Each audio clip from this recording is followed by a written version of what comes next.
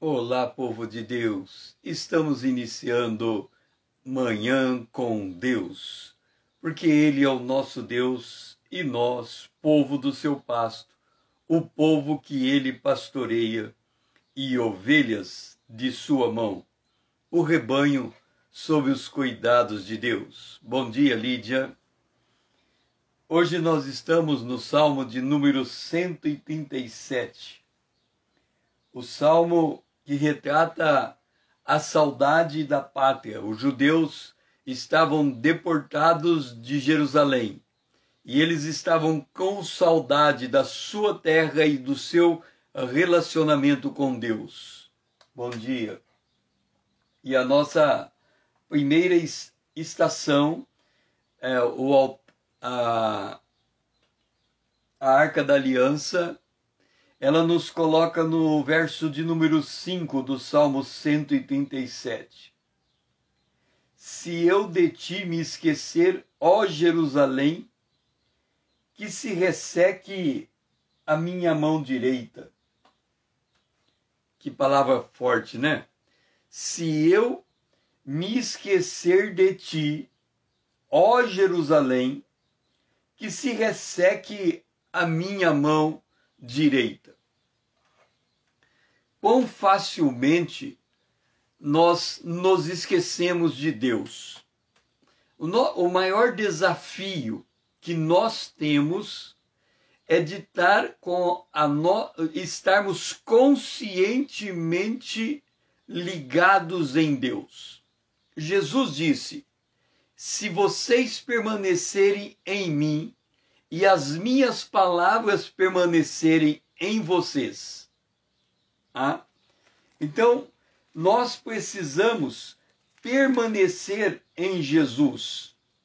É esta a única condição para nós estarmos em relacionamento pessoal com Deus. Então vamos ver. Se permanecerdes em mim e as minhas palavras permanecerem em vós, pedirei o que quiserdes e vos será feito. Então, quando nós falamos de oração, falamos de Deus responder aquilo que nós pedimos, nós temos que ter esta conversa com Deus. Permanecer significa conversar, significa manter o contato. O casal de namorado, quando eles vão andando, eles permanecem juntos quando eles estão de mão dadas, quando eles estão em comunhão, quando eles estão conversando um com o outro. Isto é o ato de permanecer. Então, aqui o salmista está dizendo: se eu de ti me esquecer, ó Jerusalém. Por que Jerusalém? Por que o foco em Jerusalém? O judeu, ele podia, quando as terras foram divididas, elas foram divididas em 12 tribos. Em relação a Jerusalém, Judá era a tribo que tinha Jerusalém como a cidade no interior desta região. Ora, todas as outras tribos, elas tinham que vir pelo menos uma vez por ano a Jerusalém. Porque Jerusalém é chamada como a cidade do grande rei. Quando nós falamos de nações, o referencial das nações é Israel. Então, as nações são abençoadas quando abençoam Israel, e elas são amaldiçoadas quando não abençoam Israel. Os amigos de Israel são amigos de Deus. Os inimigos de Israel são inimigos de Deus. Então, as nações, na sua política de Estado, elas têm que olhar para Israel. E o judeu também tinha que olhar para Israel e dentro de Israel para Jerusalém. E em Jerusalém é onde estava o templo do Senhor, que é uma figura do templo do tabernáculo de Moisés. E o tabernáculo de Moisés, portanto, o templo de Jerusalém, era o lugar aonde Deus habitava. Deus habitava na Arca da Aliança, no Santíssimo Lugar, dentro do templo. Ali era uma figura, Israel é uma figura do que viria a ser depois a igreja. A igreja é a habitação, é o templo do Espírito Santo. Então, do mesmo modo que o judeu não podia se esquecer de Jerusalém, nós não podemos nos esquecer da presença de Deus dentro de nós. Se apegue a minha... Apegue-se a minha língua, nós estamos no verso 5. Se eu te esquecer de ti, ó Jerusalém, se resseque a minha mão direita. Significa, eu não posso trabalhar, eu não posso interagir com este mundo, eu não posso fazer nada neste mundo se eu me esquecer de Deus. Jesus colocou isso de forma ainda mais radical.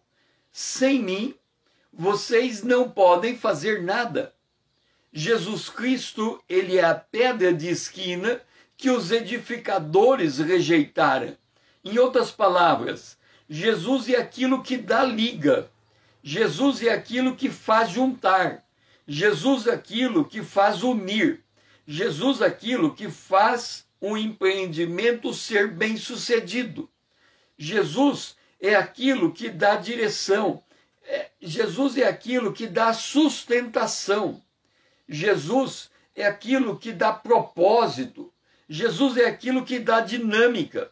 Então, em tudo aquilo que nós vamos fazer, e o apóstolo Paulo fala, quer seja por pensamento, quer seja por palavra, em todos os aspectos da nossa vida, nós devemos fazer em nome de Jesus. Isso significa também orar sem cessar.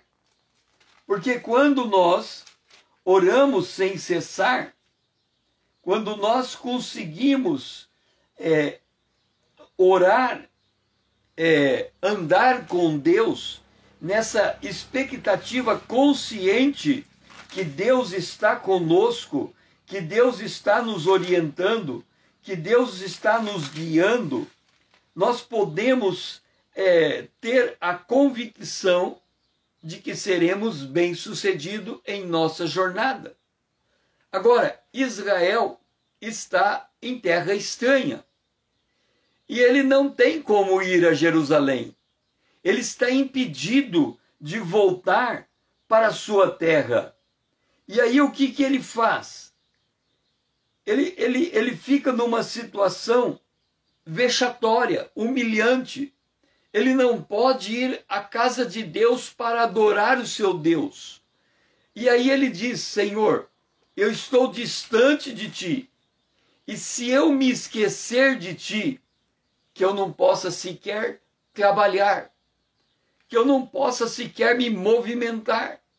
A minha vida, ela depende de ti. Quer dizer, nós temos que extrair a nossa vida, o nosso propósito, o desejo de andar nesse dia do nosso Deus. Ele tem que ser a nossa prioridade. Ele que tem que ser aquilo que move o nosso coração. Então que nesta manhã nós possamos renovar o nosso voto de não nos esquecermos do nosso Deus. Portanto, não nos esquecermos de que do lugar aonde Deus habita, que somos nós, o templo do Espírito Santo.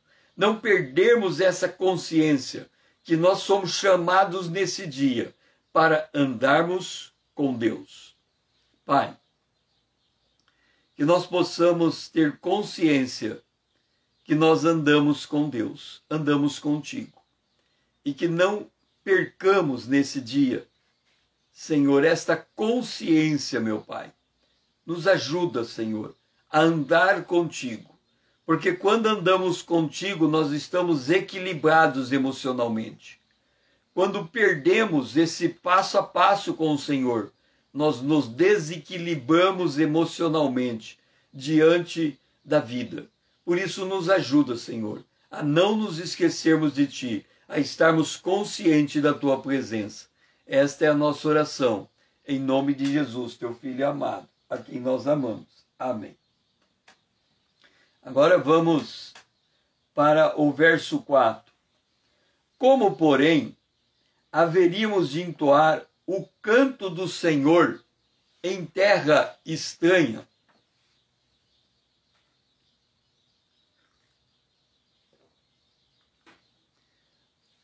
Uma das características do novo nascimento é o cântico novo ao Senhor. Por que um cântico novo é fruto do novo nascimento? Porque a gente cantar, o ato de cantar, e aqui eu vou responder para você, Lídia, uma pergunta que você fez. Qual é o papel da adoração, qual é o papel da música na adoração?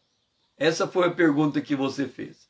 E agora é um tempo oportuno para entregar a resposta.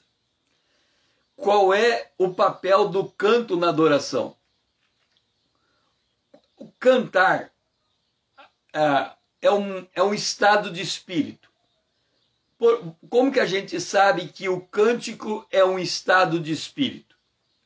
Por exemplo, quando eu tenho um programa de música, que você ouve a música e você pode colocar qual que é a tua música querida, mais querida. Sabe, aquela música que você ouve 100 vezes e não se cansa dela. Ok, então você faz um teste. Pega um programa de música, um programa dessa natureza, e aí quando você ouvir a música mais querida, você coloca ela para ouvir depois. E assim vai. Então, procura juntar 10 músicas da tua preferência. Aquela não pode passar de 10. As tuas 10 melhores músicas. Se você colocar a 11ª, você é obrigado a tirar uma. Então fica ali só 10 músicas. Ok. Agora vamos pegar um dia aleatório, um dia qualquer. Você pega aquele dia e coloca para ouvir aquelas 10 músicas. Você vai perceber que mesmo aquelas músicas sendo a mais querida para você, naquele dia não dá liga. Você não se conecta com a música. A música não mexe nas suas emoções. Por quê? Porque você não está no espírito que é o espírito da música. Por exemplo, se a música é adoração, você não está no espírito de adoração. Se a música é exortação, você não está no momento de aceitar uma palavra de exortação. Então, não há uma conexão. Então, quando a Bíblia fala do novo canto, ela está dizendo que você entrou no novo espírito. Quer dizer, você agora anda com Deus numa nova expectativa de vida.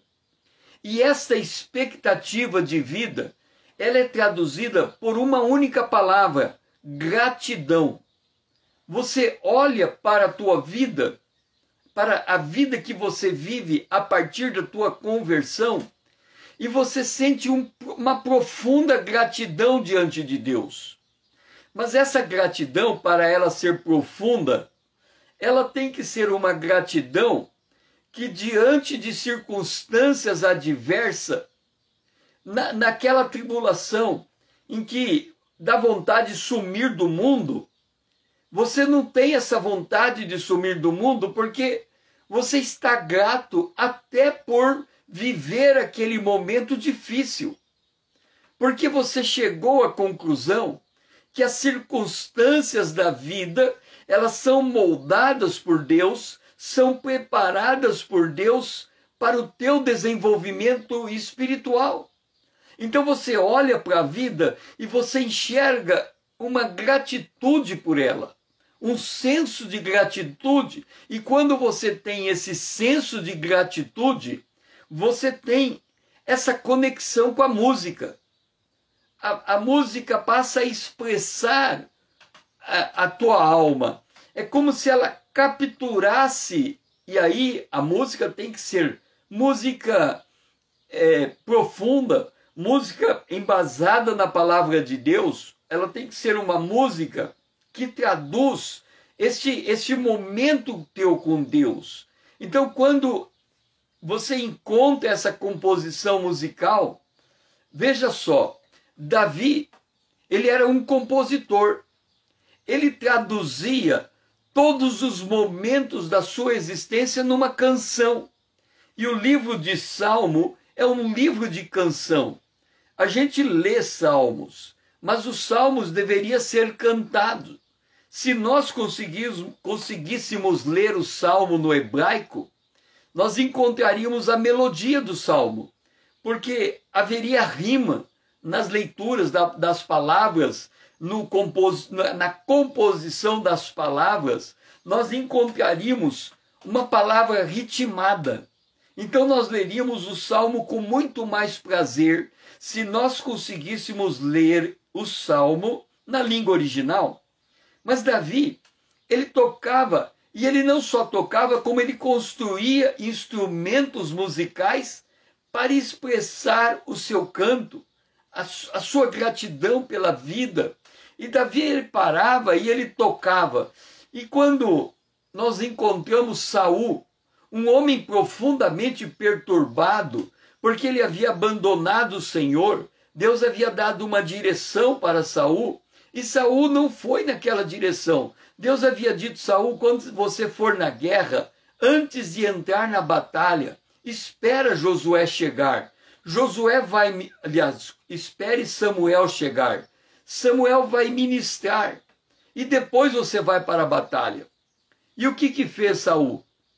Quando chegou naquele dia da batalha, o povo estava com medo, porque o inimigo era muito poderoso. E o povo começou a recuar. E Saul ficou preocupado de haver uma debandada, do seu exército fugir. E ele, naquela pressa de querer vencer, que é o que a gente muitas vezes pensa: eu quero resolver o problema que está diante de mim do meu jeito. É como se ele não tivesse a presença de Deus, não tivesse o discernimento de Deus, não tivesse a palavra de Deus. Ele entra num desespero tão grande que ele simplesmente se esquece do seu Deus. E quando ele esquece do seu Deus, ao invés dele resolver o problema, ele complica. O que é um problema resolvido sem a presença de Deus? Quando você resolve algo que Deus não faz parte da sua solução, para cada solução que você dá, você cria 3 problemas novos.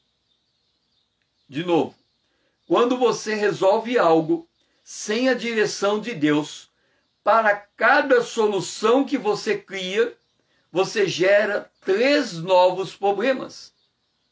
É por isso que a vida, muitas vezes, ela fica tão pesada, porque nós estamos construindo soluções para agora, que no final dele é caminho de morte. Para o homem, há caminhos que parecem direito, o fim é de morte. Por quê? Porque nós não temos esta visão de Deus, de que tudo acontece e nós somos gratos pela presença de Deus. Então, quando nós lemos: como haveríamos de toar um canto do Senhor em terra estranha, ele está dizendo: se eu estou agindo por minha conta e por meu risco, sem consultar a presença de Deus, eu estou criando mais problema do que eu resolvo.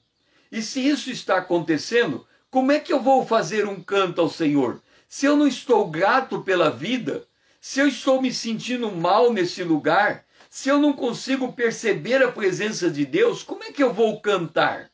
Então o canto, ele está associado ao louvor e à adoração, mas por conta de um estado de espírito, de um coração grato a Deus. E um coração grato, ele encontra lugar na música. Quando o coração não é grato, ele não acha lugar na música. A música não toca o mais profundo do seu ser.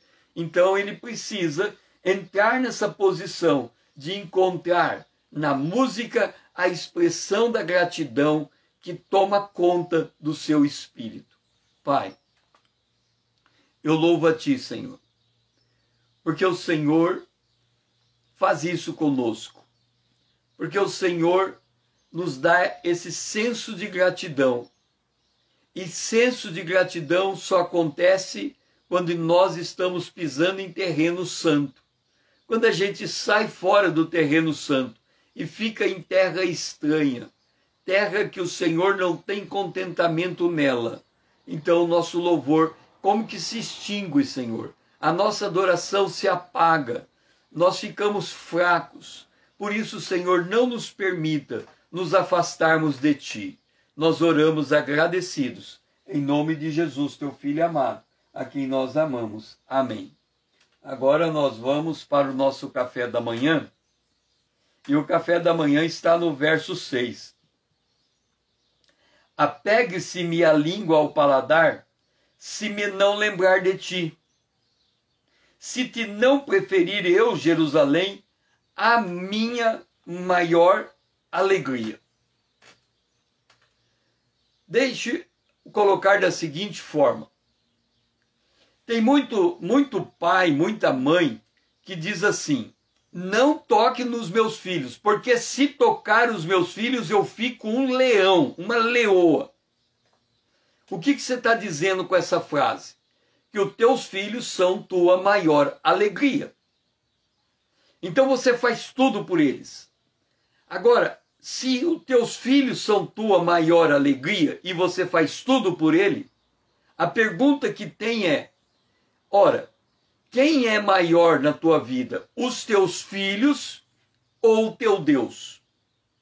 Porque se os teus filhos fazem você agir de forma impensada, então o seu Deus não é aquele que domina o teu ser. Então você está por tua conta. Ou seja, você define o que é mais importante na tua vida. Tem muita gente que diz assim: a coisa mais importante para mim é Deus. Deus está em primeiro lugar e depois vem o resto. No entanto, na prática, quem está em primeiro lugar é o resto e não o seu Deus. E como é que nós sabemos que o resto, qualquer outra coisa que não é Deus, está em primeiro lugar? Quando nós não lembramos em Deus naquela posição ou naquele papel que estamos exercendo. Por exemplo, mulher. Ame a mulher. Seja submissa ao teu marido como ao Senhor. Então, se ela se relaciona com seu marido, mas ela não se lembra de como ela se relaciona com o seu Deus, se esse relacionamento com o seu Deus não é um relacionamento de submissão, ela não vai conseguir ser submissa ao marido. Então, a maneira como ela se relaciona com Deus reflete no modo como ela se relaciona com o seu marido. Marido, ame a tua mulher como Cristo amou a igreja. Então, se ele não ama sua esposa da mesma maneira como Cristo amou a igreja, se sacrificando por sua esposa, ele não está se lembrando do seu relacionamento com Cristo. Filhos, obedeça os seus pais, porque esse é o mandamento com promessa. Então, se os filhos não se relacionam com o pai, se lembrando dos mandamentos de Deus, eles não vão conseguir se relacionar bem com seus pais. Ou seja, a maneira como nós nos ligamos com Deus é a maneira como nós refletimos nos papéis que nós exercemos. Empregado, trabalhe ao seu Senhor como para Cristo. Se eu não faço as coisas para Deus em primeiro lugar, quando eu faço para os homens, eu vou sentir frustrado, porque eu não vou receber a recompensa do homem na proporção do meu esforço. Mas se eu trabalho para o homem ligado com Deus, então nenhum trabalho é vão no Senhor. Todo trabalho, quer do homem, quer de Deus, receberá a sua recompensa.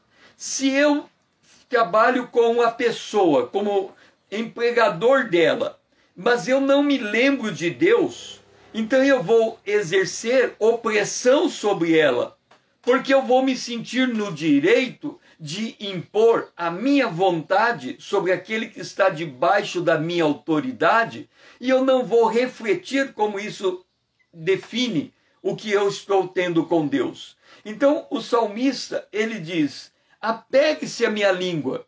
O que ele está dizendo? Tiago diz que a língua é o membro mais difícil de ser controlado. Se eu abrir a minha boca, tudo que eu faço a partir da minha boca. Eu falo o que eu vou fazer. Então, por exemplo, se eu estou numa empresa trabalhando, é porque eu fiz um contrato com aquela empresa, submetendo as normas daquela empresa. Então, a minha boca me levou àquele comprometimento. Então, quando eu estou trabalhando e eu não estou falando, eu não preciso falar. Eu posso fazer o meu trabalho sem falar. Mas foi a minha fala que me levou naquele trabalho. Foi o meu compromisso, a minha aliança com aquele lugar que me levou àquela posição. E esta aliança, ela vem primeiro ou antes das nossas ações. Então, se eu tenho que tratar com meus filhos, é porque eu me comprometi em casar-me com minha esposa e gerar um filho. Então, este filho é o compromisso desta fala. É que a gente, com o passar do tempo, a gente esquece o compromisso verbal. Mas aqui, o salmista diz, eu tenho que parar de fazer compromisso nesse mundo se eu me esquecer do meu Deus. Porque se eu me esquecer com meu Deus e continuar fazendo as coisas no dia a dia, eu vou gerar para mim tanta dificuldade que eu não vou conseguir vencer a pressão. É por isso que hoje muitas pessoas estão preocupadas, ansiosas e outras chegando ao ponto da depressão, porque elas se acumularam de tanta dificuldade, elas carrearam para si tantas coisas, sem Deus estar presente naquelas coisas, que elas não suportaram.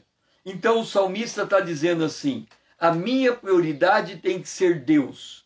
E isso tem que se refletir em todos os aspectos da minha vida. Se Deus não estiver neste lugar, então é melhor a minha boca se trancar. É melhor eu me isolar. É melhor eu ficar absolutamente quieto. Mas nós não podemos ficar quietos, nós temos que viver. Então nós não podemos ficar sem nos relacionar com Deus. Nós não podemos ficar em uma situação sem que a consciência de Deus esteja presente naquela situação. Porque todas as vezes que isso acontece, isto vem para nosso prejuízo. Então, como o salmista é muito consciente, ele diz, se eu não preferir a Jerusalém como a minha maior alegria, ou a minha maior alegria, se aquilo que é mais importante da minha vida, faça uma análise, pode ser o teu marido, pode ser tua casa, pode ser o teu trabalho, pode ser qualquer coisa, que você sabe que aquilo é importante para você. Isto é tua vara de medir. Se Deus não for mais importante do que isso que você coloca como absoluto na tua vida, então é melhor a tua língua se apegar, grudar na tua boca. É melhor você perder a conexão com isso que te dá prazer. Porque caso contrário, isso também vai lhe trazer prejuízo. Não vai construir um relacionamento saudável. Então nós precisamos entender que a nossa prioridade com Deus é aquilo que vai refletir em todas as coisas que nós estamos fazendo. O que nós temos de Deus é o parâmetro para nos relacionarmos com o mundo que nos cerca. Pai, nós glorificamos a Ti, Senhor. Mas quão difícil é termos consciência do Senhor o dia todo. No calor do dia, muitas vezes nós estamos tão voltados para o mundo exterior que nós não percebemos a Tua presença dentro de nós. Senhor, nos ajuda no calor do dia a lembrarmos de Ti. Porque se lembrarmos de Ti, no calor do dia, o que fizermos terá diferença, porque será submisso à tua voz. Esta é a nossa oração, em nome de Jesus, teu Filho amado, a quem nós amamos. Amém.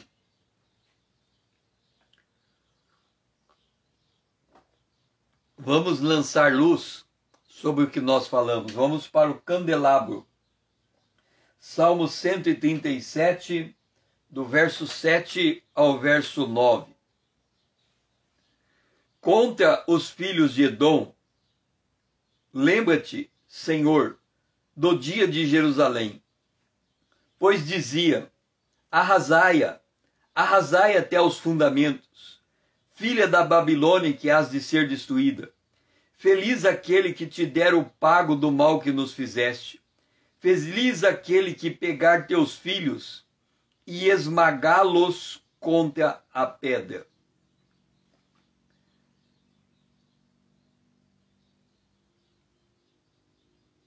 Note uma coisa. Israel habitava em Jerusalém. Jerusalém é a cidade do grande rei. Deus havia dito a Israel que se Israel se entregasse à idolatria e aos prazeres da carne, Deus iria remover Israel do seu lugar. E quando ele faz isso, ele diz que a Babilônia é a vara da disciplina para tirar Israel de Jerusalém e colocar em terra estranha. Quando nós olhamos este fato, nós lendo as cartas do Apocalipse, Jesus fala à igreja de Éfeso. O que ele diz para a primeira igreja, a igreja de Éfeso? Apocalipse, capítulo 3, capítulo 2, o versículo de número 5. Lembra-te, pois, de onde caíste, arrepende-te e volta à prática das primeiras obras. Se não, venho a ti e moverei do teu lugar o teu candeeiro, caso não te arrependas. Seja bem-vindo, irmão Paulo. O que Deus está dizendo aqui? Jesus está dizendo. Ele está dizendo assim: a igreja é igual a um candeeiro. Um candeeiro ilumina o seu entorno. Ele diz assim: se você deixar o primeiro amor e não se arrepender, eu tirarei o candeeiro. Eu removerei o candeeiro. E a igreja de Éfeso, que Paulo está citando aqui, aliás, Jesus está citando aqui, ela não existe mais. Deus removeu o candeeiro. Isto é disciplina de Deus. E Deus está dizendo a Israel de que ele, por desobedecer a Deus, Deus vai tirar Israel e levar Israel até a Babilônia, e lá ele vai ficar. Só que quando Deus disciplina o seu povo, ele dá um tempo. E ele diz a Israel que o tempo da disciplina de Israel é de 70 anos. E quando se completa 70 anos, Daniel, que está vinculado à palavra de Deus, ele lendo o livro de Jeremias, ele entende que 70 anos era o tempo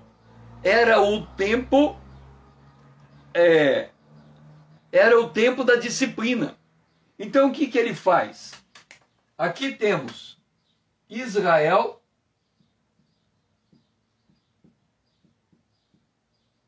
que está em Jerusalém.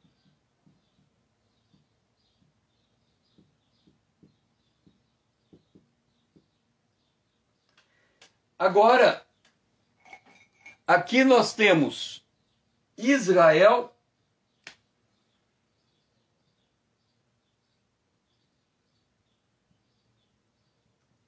que está na Babilônia.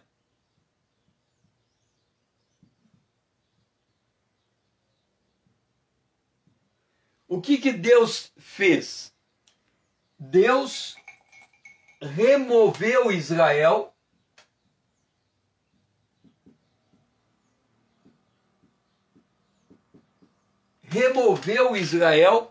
do seu lugar. Por quanto tempo? Por 70 anos. Este era o tempo da disciplina de Israel. A mesma coisa Deus faz com a igreja. Em Hebreus, Deus disse: qual é o pai que não corrige ao filho que ama? Se não for corrigido, ele se torna bastardo. Então, toda a disciplina que nós somos submetidos é um modo de Deus nos fazer nos ligar a Ele. E aqui, o cântico está dizendo: Edom, ele zombou de nós porque nós estávamos sob a disciplina de Deus. Deixe-me dizer uma coisa. Quando alguém, um cristão, está sob a disciplina de Deus, nós devemos olhar para ele com temor. Gálatas capítulo 6 diz isso. Porque se nós zombarmos da disciplina que Deus está dando a um irmão na fé, nós podemos ser disciplinados do mesmo modo como ele está sendo disciplinado. E Edom, que é Esaú, que é irmão de Jacó, está zombando de Jacó na sua disciplina. Zombar da disciplina alheia é algo muito sério. O livro de Daniel diz que muitos sábios cairão no final dos tempos. E nós estamos vendo N pastores caindo no seu ministério. Só que lá está escrito: alguns cairão para serem provados, para serem purificados. E eles vão se levantar.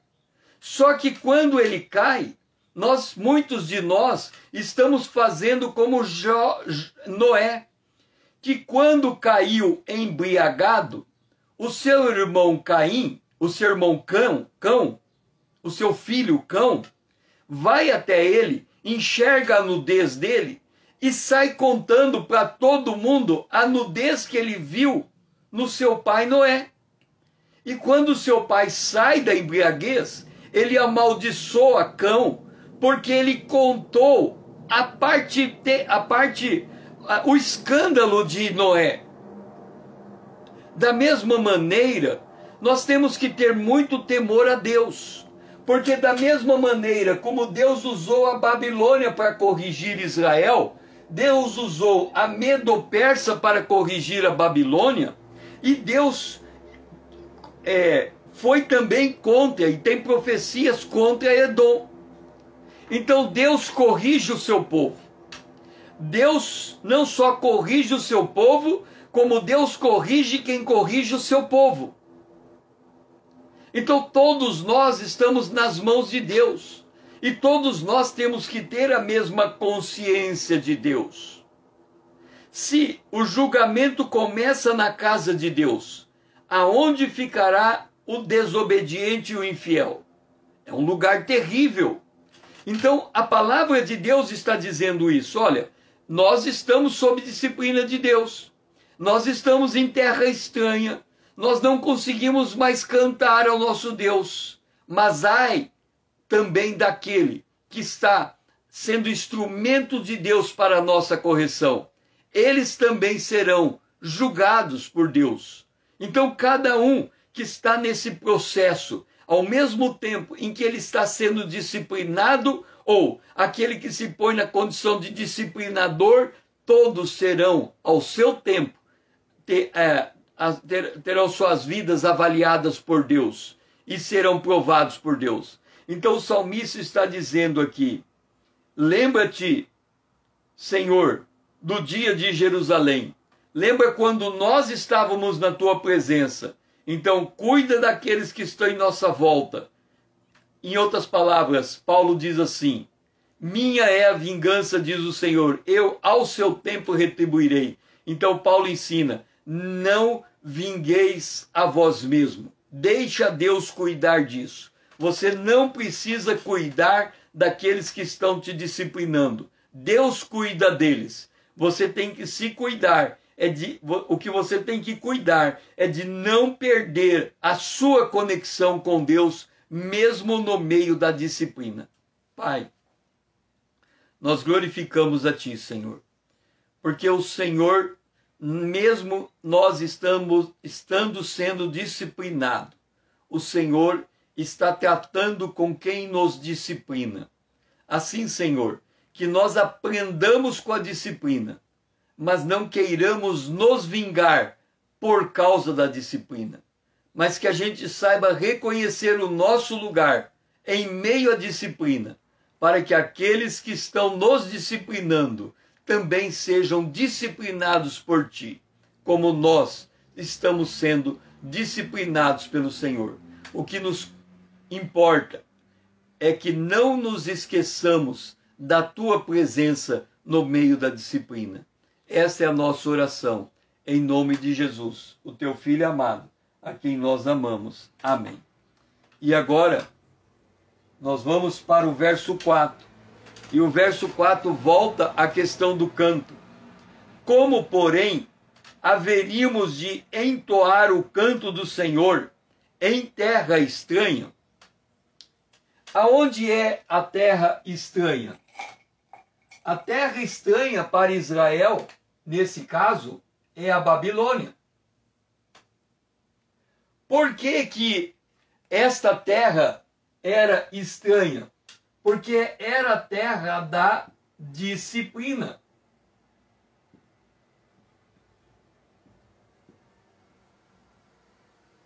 Esta aqui era a terra da disciplina.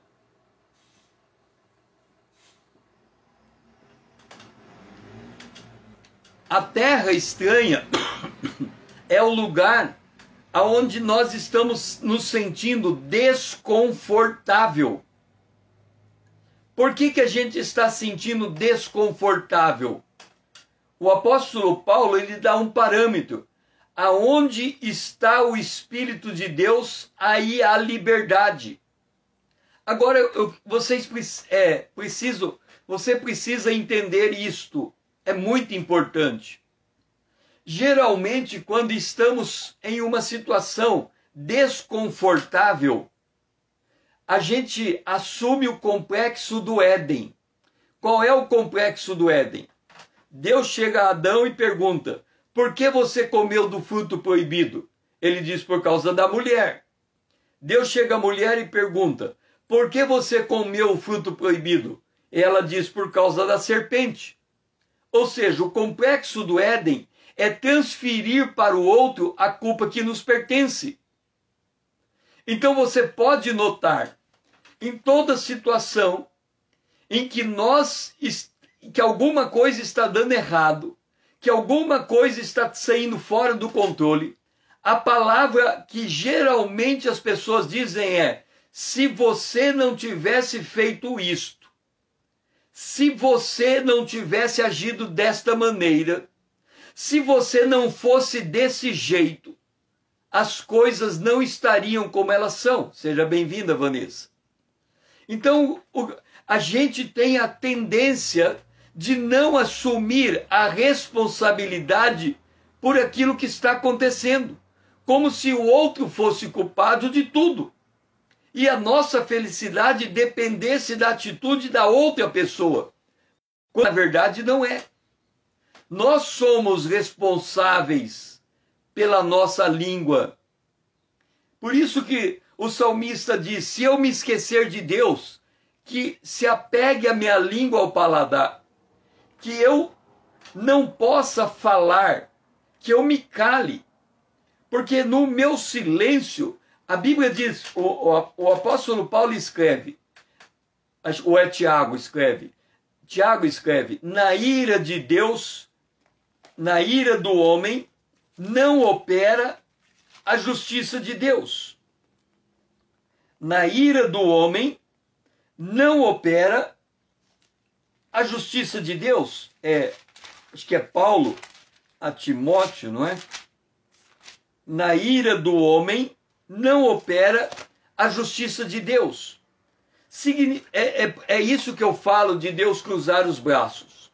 Quando eu estou no meio de uma prova, quando eu estou agindo, esquecendo-me de Deus, então eu estou agindo por minha conta e risco, para cada solução que eu encontro, eu crio 3 novos problemas. E aí esses problemas vão aumentando de intensidade, até que eles caem sobre o meu ombro, eu não consigo mais suportá-los e entro em depressão. A depressão nada mais é do que a exaustão do indivíduo em tentar carregar a vida por sua própria força e risco. Então ele desaba, ele não suporta, ele não consegue encontrar provisão de Deus.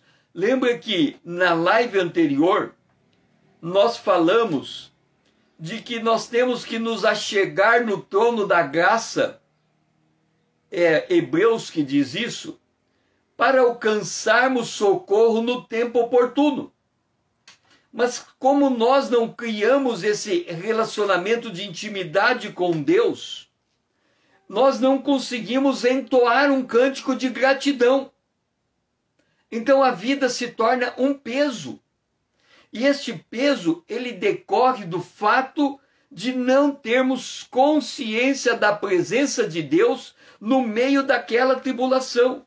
Significa que nós estamos colocando a nossa maior alegria, e muitos colocam o filho como a maior alegria, ele faz tudo pelo filho, e esse fazer tudo pelo filho, sem o discernimento da palavra de Deus, vem a prejuízo do filho.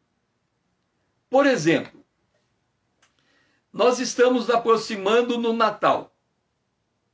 Como é que era o Natal na minha época?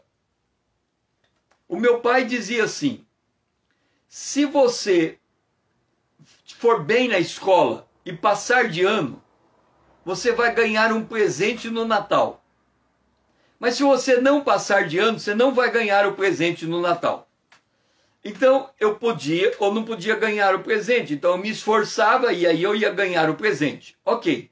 Mas você vai dizer assim: se o pai está dando o presente como uma imposição a uma ação, não é um amor incondicional. Ok. Por outro lado, meu pai fazia assim: o que você quer ganhar no Natal? E eu dizia: eu quero ganhar um autorama. Era o melhor presente daquela época. Eu quero ganhar um autorama. Ele não falava para mim se ele comprou um autorama ou não comprou o autorama. Eu tinha que esperar o Natal. Eu via o negócio embrulhado, era grande, e eu dizia: será que é o autorama que eu estava esperando? O que os pais fazem hoje? Eles levam os filhos para comprar presente. Os filhos não ficam naquela expectativa do que vão ganhar. Eles pegam na prateleira, põem embaixo do braço e saem com o presente. Essa atitude do pai de querer naquele instante, dar autonomia para o filho, do filho comprar o próprio presente, está prejudicando o filho. Porque o filho, ele não aprende a confiar que o pai vai lhe trazer um presente. Então aquele momento do Natal, que podia ser um momento de instrução para o filho, para ele aprender a confiar no pai, para ele fazer uma lista de presente, entregar para o pai, e saber como que o pai vai se relacionar com ele naquilo, se perdeu no Natal. Então, o que nós vemos aqui? Como que vamos entoar um canto na terra estranha? Ou seja, se o nosso comportamento, ele não é um comportamento que, instruído pela palavra de Deus, o resultado daquilo que estamos alcançando, ele traz prejuízo, ele não traz canto, ele não traz gratidão, ele não eleva a nossa alma na presença de Deus, ele nos derruba, porque há caminho que parece direito ao homem, o fim é morte. E esse caminho de morte é por querer fazer coisas sem pensar na palavra de Deus, de como ela nos direciona nisso. E quando nós estamos nessa condição, não há como entoar um canto a Deus. Não há louvor, não há gratidão, porque nós estamos conscientes que estamos agindo fora da presença de Deus. Pai, nos ajuda, Senhor, a ter um canto novo. E isso significa agir em qualquer aspecto da vida, instruído por Tua palavra, não de maneira, não agindo por nossa conta e risco. Nos ajuda, Senhor. O que a gente quer é extrair de nós um canto novo. E esse canto novo, ele só acontece quando estamos gratos e estamos pisando em terra santa. É a nossa oração. Em nome de Jesus, Teu Filho amado, a quem amamos. Amém. Agora vamos para o verso 2. E esta manhã com Deus é uma manhã de refletir como que nós vamos assumir esse dia na presença de Deus. Se nós vamos buscar conexão com Deus, ou se nós vamos nos apegar à nossa maior alegria nos esquecendo de Deus. Então, lembra que Deus disse a Abraão: Abraão, entrega o teu filho que você me ama, que você ama. Me entrega a ele. Então Abraão tinha que escolher. Ou ele ficava com a sua maior alegria, que era o seu filho, ou ele ficava com a promessa de Deus, que seria construída através do seu filho. Então ele tinha que correr o risco. Ou ele entregava o seu filho a Deus e deixava o seu filho seguir o curso da vida, ou ele ia reter o filho, mas ele ia se esquecer do seu Deus. A palavra de hoje é: em terra estranha não há como louvar a Deus. E o texto agora está no verso 2. Nos salgueiros que lá havia, pendurávamos as nossas harpas. Davi, quando ele reinou em Israel, ele introduziu o canto. E ele introduziu o canto de forma tão profissional que na igreja tinha mestres de canto. Se nós pegarmos os nossos levitas, né, aqueles que cantam, e perguntarmos a eles, qual é a tua formação musical? Eles vão dizer que aprenderam música na esquina, aprenderam a música de ouvido. E se você chegar para eles e disser assim: aqui está uma pauta musical, lê essa pauta e toque ela, eles vão dizer: eu não sei o que está escrito aí. Ok, eu posso aprender de ouvido e eu posso não entender pauta musical. A pergunta que Deus vai me fazer não é esta. Ele vai falar assim: depois de 20 anos de música, você continua incapaz de ler uma pauta musical e só aprende de ouvido? Então você não é mestre. Então você não se especializou na música. Então você não procurou aprender da música. Porque Davi, quando foi lutar contra Golias, a única coisa que ele sabia manejar era uma funda. Mas era o suficiente para matar Golias. Mas depois de alguns anos, Davi estava manejando a espada de Golias, que pesava 9 quilos. Porque ele disse: o meu Deus aperfeiçoa o meu braço, fortalece o meu braço para a guerra. Então Davi, ele começa de ouvido, mas depois ele ensina com maestria. Então, se você está em qualquer coisa que Deus te dá, Joel J., ele fala uma frase muito importante, e ele diz assim, porque ele trabalha com performance. Ele diz assim: todos nós nascemos mas só quem se esforça é o melhor. Imagina um campeão mundial. Se ele não treinar, uma pessoa mediana vai ganhar do campeão mundial, de uma pessoa que tem habilidade para o esporte. Então, tudo que a gente faz na vida, nós não podemos pendurar a nossa harpa. Nós não podemos parar no tempo. nós não podemos continuar louvando a Deus. Ou seja, nós não podemos parar de desenvolver a gratidão. Por que nós vivemos numa época com tanta gente em depressão? É porque quando o problema era pequeno, ela não resolveu o problema pelas mãos de Deus. E agora que o problema ficou grande, ela nem sabe onde está Deus. Ela não sabe que ela é o templo do Espírito Santo. Ela se perdeu, ela pendurou a harpa, quer dizer, ela deixou a Bíblia de lado. Ela não buscou socorro, ela não estava buscando a presença de Deus em tempo oportuno, buscando a presença de Deus. Então, quando ela precisou de socorro em tempo oportuno, a palavra de Deus não estava lá para ajudar ela. Ela nem sabia por onde começar. Se você nunca orou a Deus, quando você ora a primeira vez, você nem sabe como ele vai responder a oração. Então aqui, nós temos que entender duas dimensões da vida. Todo mundo, em qualquer coisa que faça, quer seja na sua vida profissional, na escola, quem está estudando, quando você começa a estudar, você começa no jardim da infância. Depois você passa para o primeiro grau. Depois você vai para o segundo grau. Depois você vai para o terceiro grau. Depois você vai para mestrado, para especialização. Depois você vai para o mestrado. Depois você vai para o doutorado.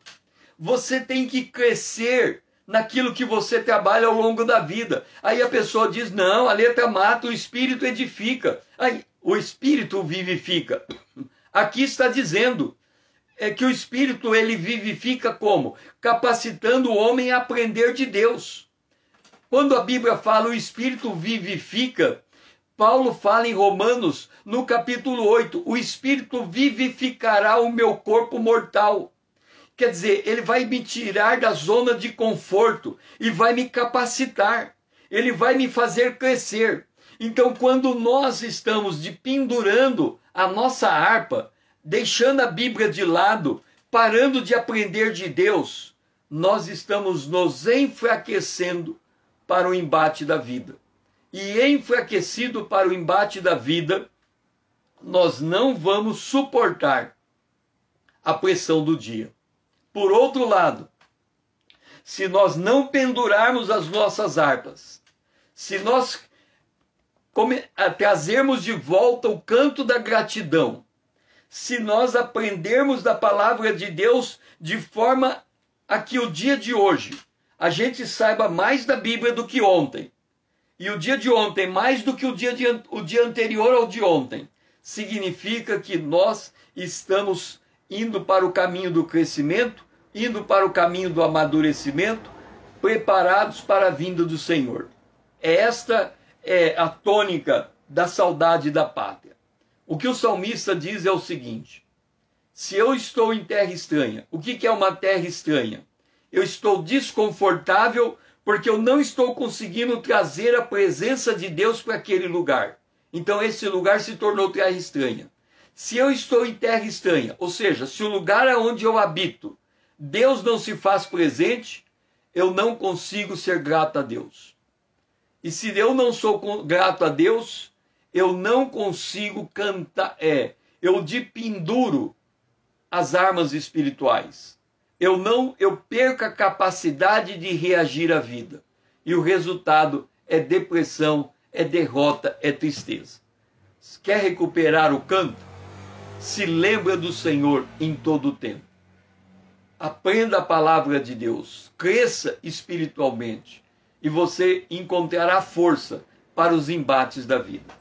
Pai, nós glorificamos o Teu nome, porque neste dia, nesta manhã, o Senhor está colocando diante de nós o que é prioritário, a nossa maior alegria ou a Tua presença. As duas coisas não convivem junto. Se nós priorizarmos a nossa maior alegria em detrimento da Tua presença, não suportaremos o fardo desse dia. Então nos dá a condição, o discernimento de estarmos escolhendo o Senhor a nossa maior alegria. É esta a nossa oração nesse dia. em nome de Jesus, o teu Filho amado a quem nós amamos. Amém. Assim estamos concluindo a nossa manhã com Deus. Foi muito bom ter você conosco, comigo, esta manhã, de estarmos aqui compartilhando a palavra de Deus. Eu quero dizer uma coisa. Eu creio que vocês têm notado nas ministrações que eu faço, que eu falo a palavra de Deus do começo ao fim, é 1 hora falando da palavra de Deus. No entanto, eu falo ouvindo. Significa que se você escrever e interagir comigo, eu vou usar o que você escreve e vou trazer a palavra de Deus em cima do que você está escrevendo. Então, aprenda uma coisa. Eu falo a palavra de Deus e não paro. Mas eu reorganizo o que eu estou falando, interagindo com você se você interage comigo. Se você não interage, é porque você está atento ao que eu estou falando, então eu vou transmitindo a palavra de Deus. Mas se no meio do que eu falo você interage, eu adapto a tua interação àquilo que eu estou falando. Então, aprenda a interagir, porque você não vai ver eu parar para você interagir. Você vai ter que interagir enquanto eu estou falando e eu vou me adaptando à tua interação para que nós possamos crescer juntos na fé mútua, sua e minha, ok? Então fica esse chamamento. Esta semana nós vamos fazer a Manhã com Deus, hoje, terça e quarta. Quinta e sexta, nessa semana e na outra semana, não teremos esta Manhã com Deus, porque as atividades dessas festividades que nós vamos participar se avolumam muito e nos desorganiza no tempo. E aqui uma palavra de instrução. Por que eu não faço live no fim de semana? É porque eu entendo que quando o tempo se desorganiza, eu tenho que me organizar no tempo desorganizado. Então eu não posso manter todas as coisas no mesmo nível de qualidade. Ou seja, é impossível eu absorver mais ação e eu querer manter todas as outras ao mesmo tempo. Um exemplo prático disso. A gente deve comer e depois de se alimentar, lavar a louça. É uma prática, uma boa prática. Mas tem dia que é impossível lavar a louça.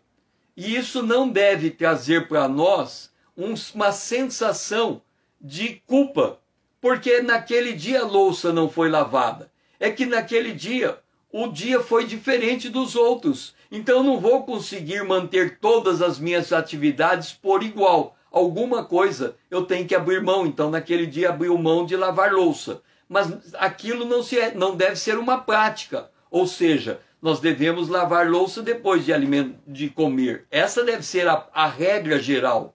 Mas cabe exceção na regra quando as coisas mudam. E é isso que é discernimento de Deus. A gente conseguir enxergar nas coisas que mudam a necessidade de nos readequar diante de Deus, trazendo palavra de Deus para aquela hora.